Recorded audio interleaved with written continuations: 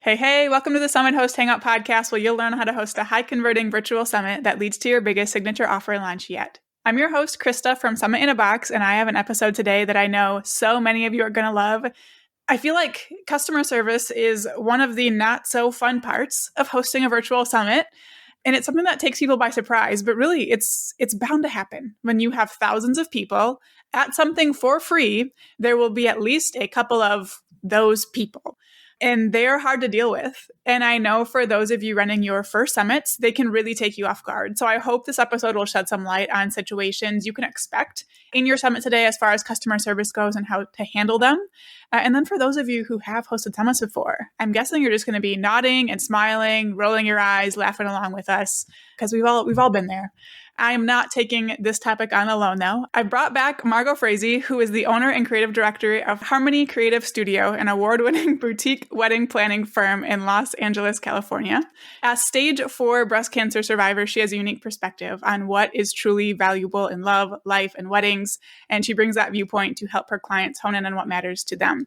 As a result, her work has been featured in numerous publications, including Style Me Pretty, Brides, The Knot, and more.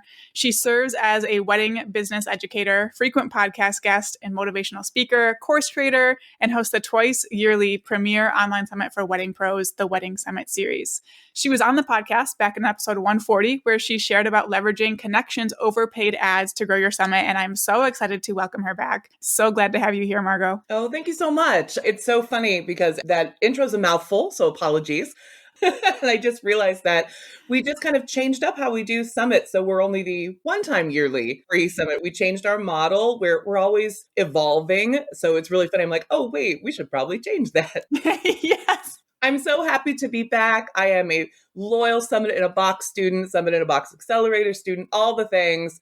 The summit model has really changed my life and my business. So I'm always excited to chat with you. Yeah. And like for everyone listening, Margaux is one of those people who is just such a joy to be around and to work with. And she is so kind, but she has the strategic brain. I just love it. You have like the business side of things just down. You're not afraid to dive into some strategy, and it's always so fun. So I'm excited to kind of weave that in today. So tell us a little bit about your events. How long have you been doing the twice yearly before now you're going to switch to annual? Right. We just switched that. So we started doing summits in February of 2021. Basically, I said this before, in the summer of 2020, as a wedding planner in Los Angeles, where we had very strict lockdowns, I was looking at 6 months of nothingness. So I decided to start a summit. So we've been doing them twice yearly from 2021. Last year, I added in some paid workshops, kind of mini summit models. So we're doing 2 of those now a year.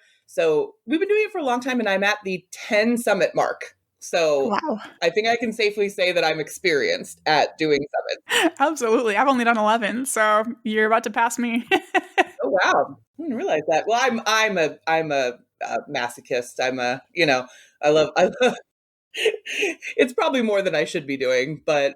Oh gosh. Well, okay. So you reached out to me a while back and asked to talk about the topic of customer service. And what made that something that sticks out to you that you wanted to talk about? Yeah. So just a little backstory on me. I had a whole separate career before I was a wedding planner. I worked in retail and retail consulting. So I have 10 years, a decade of experience as a waitress, a bartender, a bar manager, a retail store manager, a retail regional manager, a retail trainer, a retail consultant. So I have worked with the public in just about every capacity that you can think of. And now I'm bringing that into my both wedding business and my summit business, because customer service is something that I think people overlook and they don't think they need to practice, train about. They're like, oh, I'll just answer questions and it'll be fine. But there is really an art to it. And some people who dive right into either the wedding industry or into online business sometimes don't have the pleasure, I call it, of working with the public. So I noticed that in both my wedding side, so the people that I coach that are wedding pros, and other, kind of summit hosts and online business people, there was a little bit of a disconnect with the customer service. And so I think that you do a great service in customer service inside Summit in a Box because you start with these templates for emails that are like, these are templates that you can use that are going to be the answers to the most frequently asked questions. And you weren't kidding. They were frequently asked. They really were. You were talking about first time Summit hosts, and you will be surprised.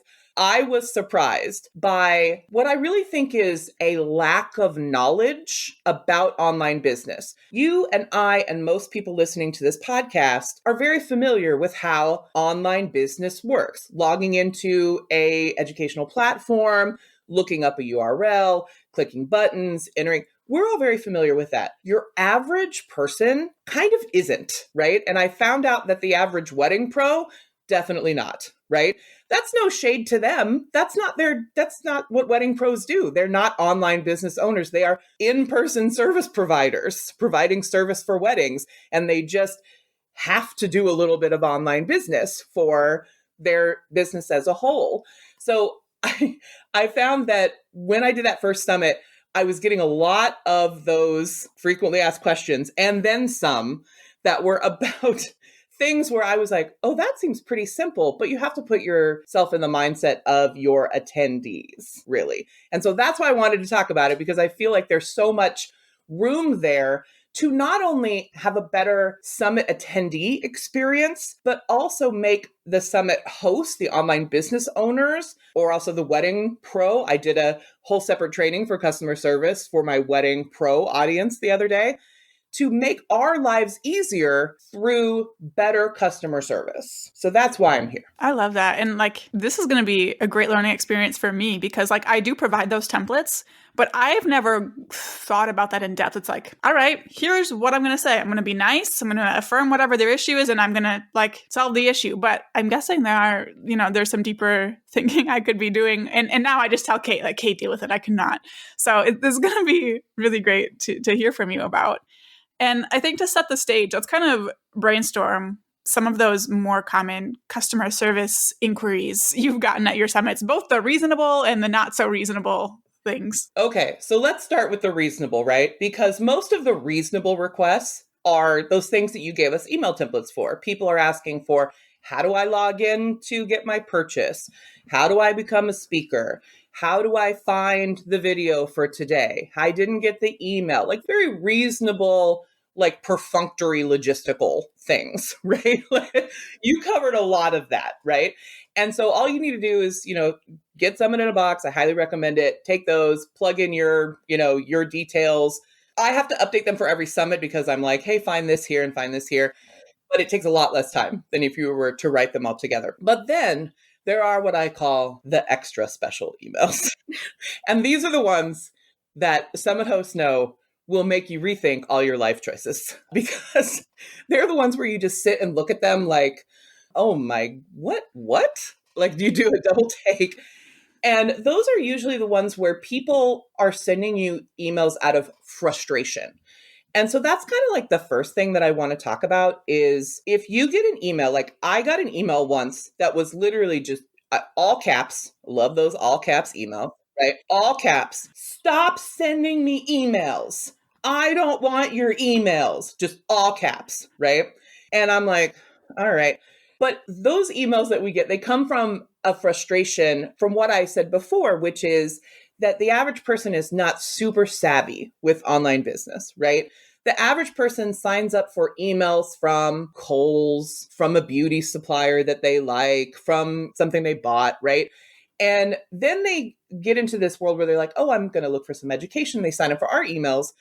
And our emails are not sales emails, right? Like you get an email from a brand and you're like, oh, a sale, not interested. You just delete it, right? You don't really think a lot about it. But for some reason, when people get emails from summit hosts, online providers, coaches, whatever, they have a tendency to be a little bit more intimate. That's by design.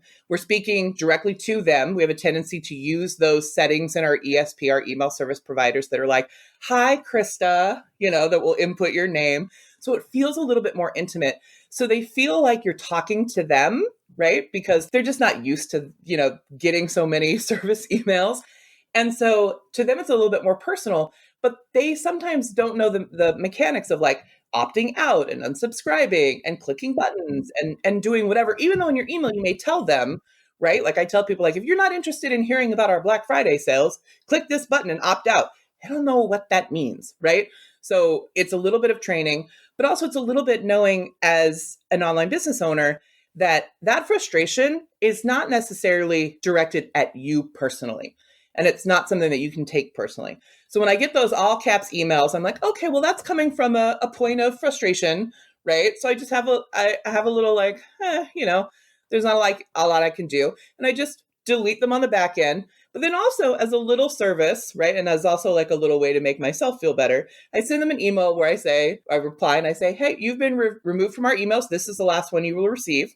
Just so you know, all emails have an unsubscribe button at the bottom, including ours. So you can opt out of emails whenever you want, because I'm coming at it from a place of like, they just don't know that that's what they should do. Because if she knew it was so easy to unsubscribe, she would not have sent me an email that was all caps asking me to not send her any more emails. Right. So it's so funny that we like take that personally to our core. Like, this is about me, about something that I did. And I've started to look at it as just what it is, which is that most people just aren't that savvy. So, yeah. Okay. See, and I am so bad at that. I take that so personally, like to the point where I avoid my inbox altogether. And it's so, how much better does that feel to just flip it and stop making things all about you? Hello. it's funny because as a wedding pro, we deal with high emotions all the time, right? I'm a wedding planner. Weddings are high emotion all the time. It's like these people's most important day of their life, they think, right? So I learned back in the day with wedding pro, with working with weddings especially, is that you're going to have these heightened emotions and sometimes you're just the messenger, right? And that's true with any online business thing. They're asking you a question, no matter how poorly worded that question might be, right? Because also people are not, the average person is not a great writer. Yeah. They just aren't. So they'll send you an email that's like, why are you doing this? But really that just means I don't understand this, right? But because they're not formatting their question well, it comes off like a personal attack. So I've just come to, through years and years of brides and vendors and back in my retail day, like VPs of corporations, sending me emails. I take their wording and I'm just like, what are they really asking? Well, they're really asking why this is happening or what this is about. And so sometimes you just have to think of yourself as just the messenger. I am acknowledging that they have a question. Thank you so much for that question. Apologies if it was confusing. You can apologize. Mm-hmm. When you apologize, you're not necessarily saying it's your fault. You're saying, I'm sorry that was confusing to you, because it was, right? Sorry if that was confusing to you. Here's how we do it. And it's just the message. You're just the messenger. And so that's another reason why I think people need to use email templates and write more for themselves. Mm-hmm. I have a whole set of things for wedding pros. I'm like, here's all the emails that I think you need to have templates for customer service things. Mm-hmm. Because sometimes that's when we get into our emotions, when we sit there and we feel like we have to write every email, right? When you have a template, you have the template, you put in the pertinent details and you just send it. And you don't have the time necessarily to get bogged down in like, why are they feeling this way about this thing that I spent so much time on? You know what I mean? Because I've been there. But like sometimes you're just the messenger and they have sent you a bad message, like, or a bad question or a badly worded question. And we just have to kind of move forward. Yeah. I'm thinking like, how much time do I waste on a daily basis, making sure my emails are perfectly worded and have smiley faces in the right places and all of this ridiculous stuff? The average person does not, that's not a thing that's on their radar. They just say what the thing that's on their brain and don't overthink the response. So that is such a great point. I also just love the point of not putting too much meaning on that, because I can think of several cases right off the top of my head where I've seen students or clients or just people in our free group being like, I just got this piece of feedback and I'm thinking of just pulling the plug on my summit altogether. It's like, okay, well, how many people are excited? Answer is essentially hundreds. It's like, okay, let's not do that. Let's rethink this a little bit and put a little less weight on that one angry person. So right. It's a good wake up. It's an evolution. So I'll give you 2 examples, right? So my first summit, let's think back. It's my first summit. I'm a baby summit host. I'm so worried, right? Like, that's just how you are, right? Like, Yes. is it going to work? Are people going to come? I don't know. And I'm pleasantly surprised by the fact that many, many people did come, right? But of course, for every, 200 people that sign up for your summit, you're going to get like one random email that's like, I don't know how this works, or two or three, or however many it is. And a woman reached out to me, and she was like, she straight up, like, she's an older woman. She straight up said, this summit is fraudulent. This is all recycled content from some other event, something I'd never heard of, right? I still don't know what it is, Krista. Like, I still don't. And so as a baby business owner, I was like, oh, I was aghast, right? Like, I was so hurt by it. And it didn't fit any of the templates, right? Yeah. Like, that was the first thing I thought. I was like, oh crap, I am going to have to like do a response. So now I have a template of like, someone thinks it's recycled content, or someone is asking if the content is new. That is a template that I had to make, right? And so I wrote this email and I said, I'm not exactly sure where you're getting this information from, but at least half of these topics are brand new that I worked with the speakers. And two of these speakers are brand new speakers who have never spoken anywhere about anything ever. So this is not recycled content. I see you have the free ticket. I did a little research and like, I see you have the free ticket. Just opt out if you're not into it, right? And then she sent me an email back, Kristen, you're never going to believe this. And this is the part where I'm like, let's try not to go off the rails, right? Where she said, I don't appreciate how you've spoken to me. I feel like you should respect your elders. Oh, okay. And at that point, I just went, all right, there's no there. There's no talking to this person, right? So I just wrote her an email back where I was like, again, if you're not happy with this content or how I'm speaking to you, please unsubscribe. No hurt feelings. Like, that's the last email. And she sent me 2 more emails, Krista, where she kept complaining, and they just went right into the trash. Like, I didn't even read them anymore. Because as a summit host, you also have to feel when people are being unreasonable, right? So contrast that, and I let that bother me for like the first day and a half of my summit. I really did, because it was new. But contrast that to what happened at one of our last summits.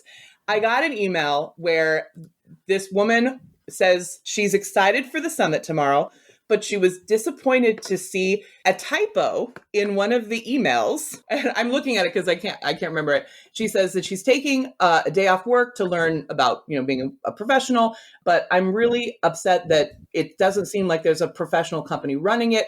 Can I have a refund option? Right? So I sent her the template. Like, if that had happened at my first summit, I would have been like, oh my God, I made a mistake. Right? But now, 9.5 summits in or whatever it is, I'm like, I just sent her the template that says there's apologies, there's no refund, it's a digital product, whatever it is. I just sent it to her, right? But I also put in one line that was like, I hope that you will not let this one error mar your entire experience. There is so much to learn here, right? So I was like, the one little thing that I put in that was about her thing. This person wrote me back an email. She was so apologetic. She was like, I'm so sorry. I was going through something that day. That doesn't make up for, I'm a better person than that. Like, she was very like, whatever. And all it took was me sending her like the information, right? The template email with like one little line that's like, please don't let this one typo affect your entire experience. Yes, to err is human or whatever it is. But yeah, there was a typo. She was right. But I also didn't feel like that typo meant anything, right? But it was a much different experience to me mentally after going through the process of replying to these emails, as random, as ridiculous as some of them are, and just getting that practice of just, again, being the messenger, sending the information, right? And some people will be like the first woman and will go off the rails and you can't help them. And some people will be like the second woman and come back around, right? And that has nothing to do with me. I did nothing different in either situation. That's on them. And so that's an important customer service lesson to learn. It's a hard one. I'm not saying it's easy for sure, but it will make your life a lot better and you will have less stomach aches. Absolutely. Seriously, less stomach aches. That is the truth. I'd love just your calm. And like, I was going to say the word detached, but I feel like you're not detached. You still care. You're still giving them the information, but you're not letting it take over you and your emotions. And that's great. That's great for all of us. So I like how in that last example, you basically stated the policy, and customized it for her situation. Mm-hmm. And I think for a lot of us, we rely on those policies we set. We have them in our terms and conditions and all the things. But I'm curious about, what do you do when people are pushing back on that? Or if their request falls in some kind of gray area or whatever, like, when do you know that you're going to hold the line, you're going to stick to the policy, and when do you kind of bend the rules? Right. I go back to this thing in my mind where I think about, without rules, you can't make exceptions, right? Like I don't know if I came up with that. I don't know if I read that somewhere. I don't know. But in anything that you do, in any business thing that you do, you have your systems and your processes and your policies. And so without these, the structure of Summit in a Box and the email templates and, the like rules that I had in my own head about refunds and whatever, without those, you can't then make, informed decisions about when you want to break from those, right? So I will say, as a Summit host, the one that I get a lot is, I miss the fast action price, right? Like, that is the big one. People are like, I missed the fast action price. I'm so upset. I would really love to do it, but can I get the price, right? I've made it a policy that if people take the time to send me an email and say that they want it, I'll just send them a code to fix it so that they get the fast action price. Because to me, would I rather fight and lose that $70, fight and win $20 or whatever, you know what I mean? So that's a decision that I've made for myself, right?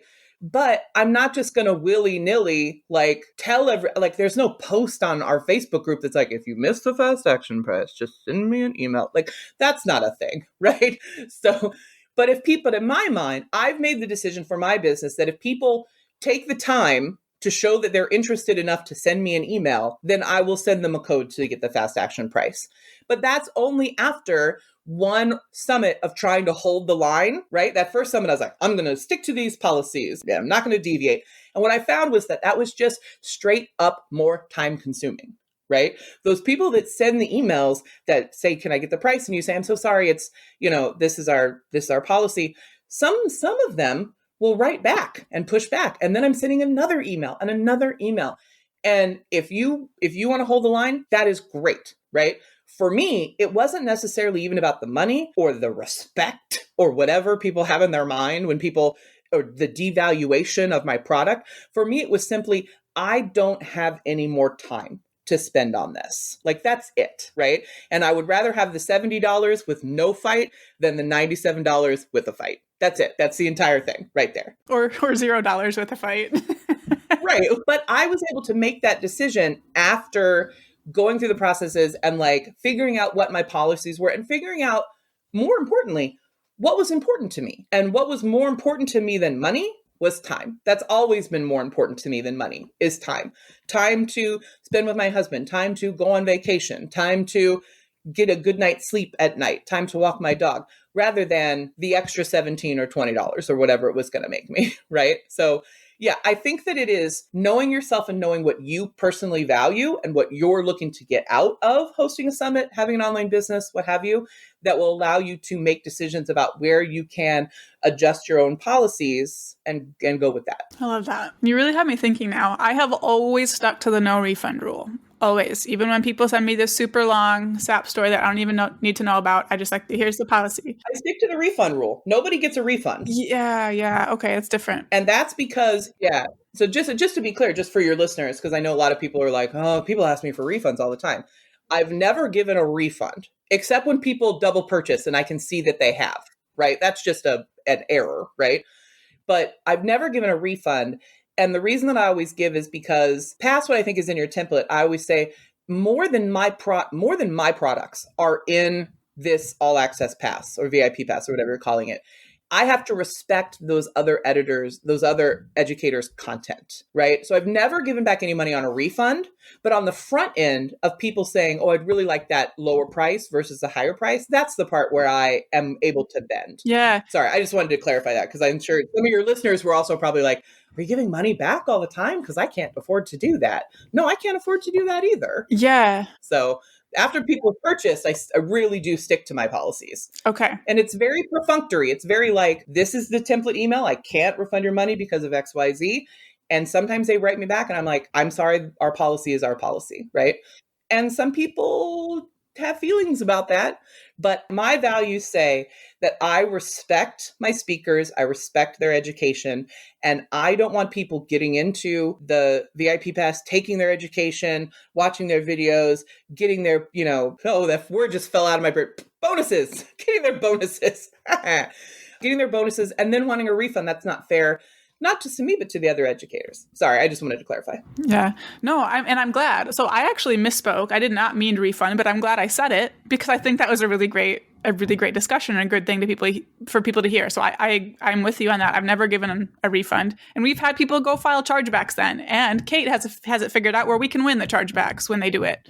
It did not start that way. What I meant to bring up was I have always had the policy, I will not give you the fast action price later on. Right. The only time I've ever bent on that is when there was some kind of tech issue, which, whatever. I can't even think of a situation right now or how to explain it, but then I will.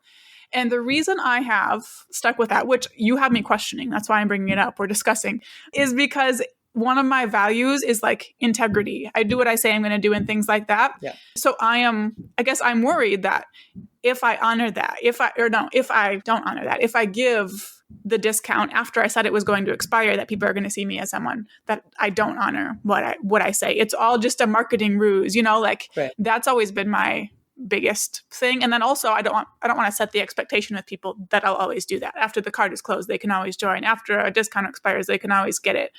So that's why my reasoning has been I stick to that. But I really like yours too. So I would never say that. I would never have said that on a podcast for wedding pros, because I have a feeling that very few wedding pros are going to listen to this particular podcast just because, they're not all summit hosts. They come to my summit. Yeah. So it's not something I'm broadcasting, right?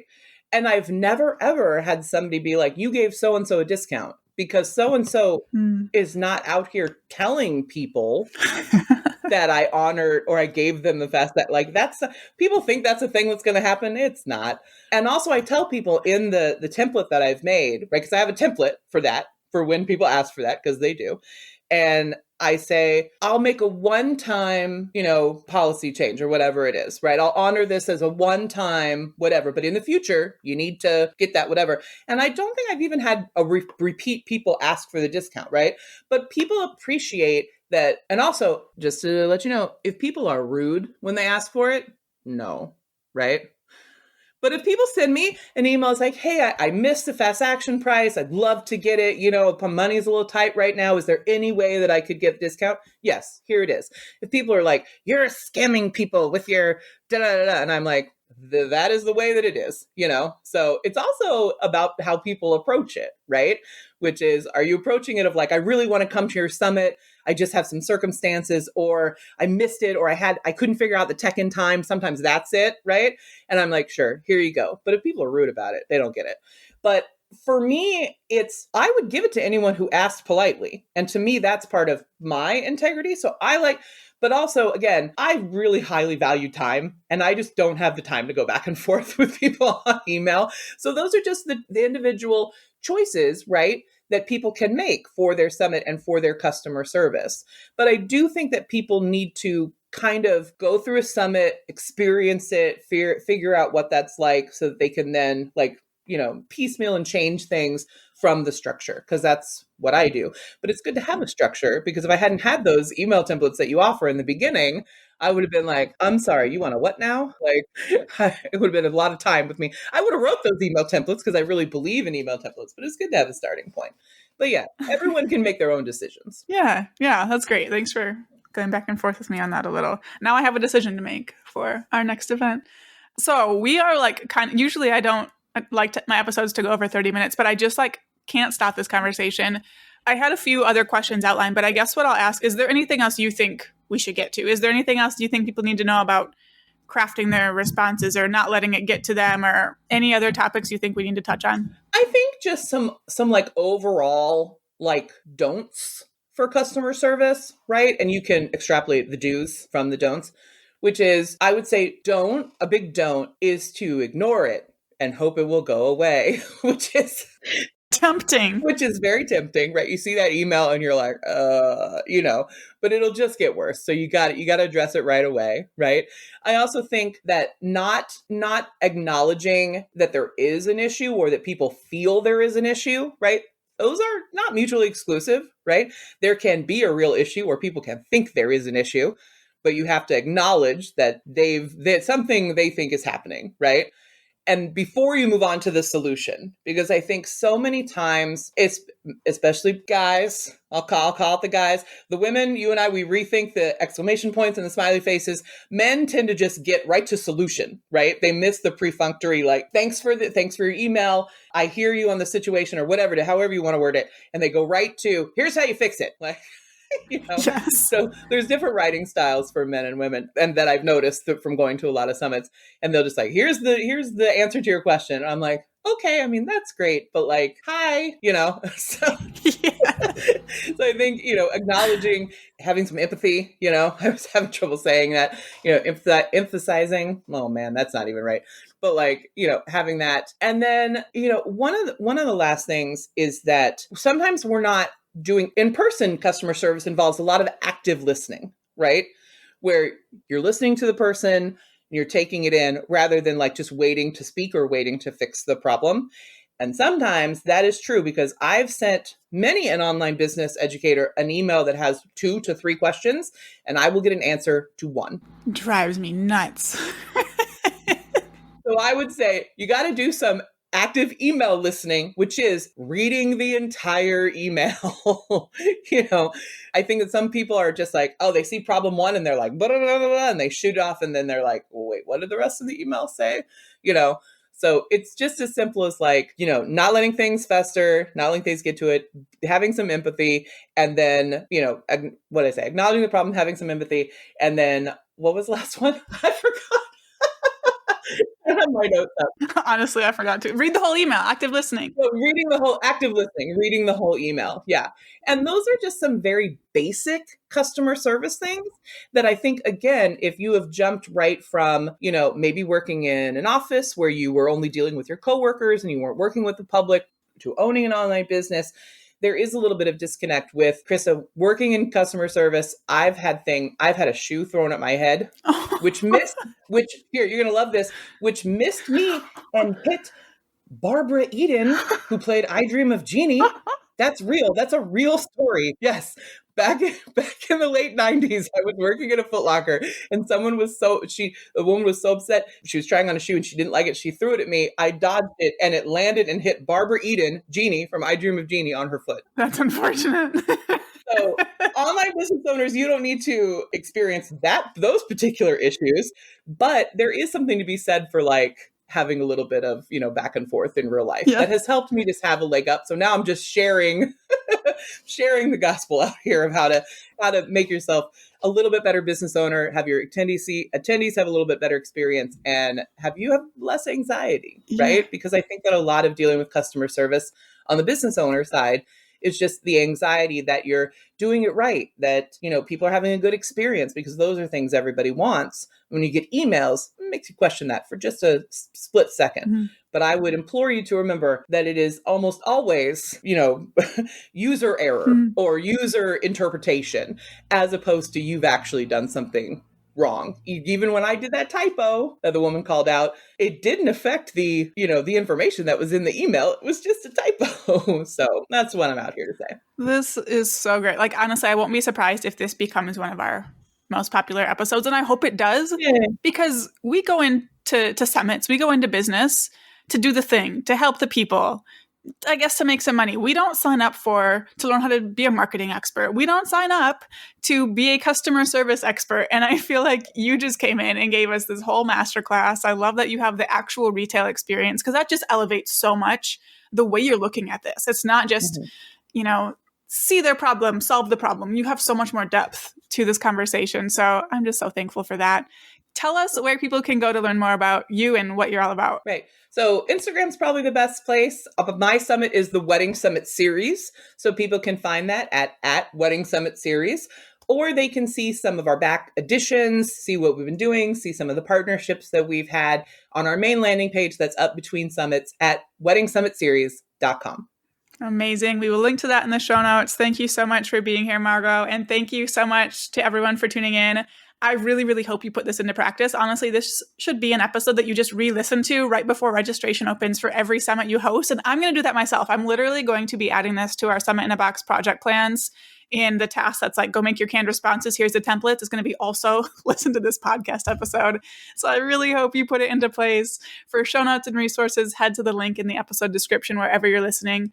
Now go out and take action to plan, strategize, and launch your high converting virtual summit.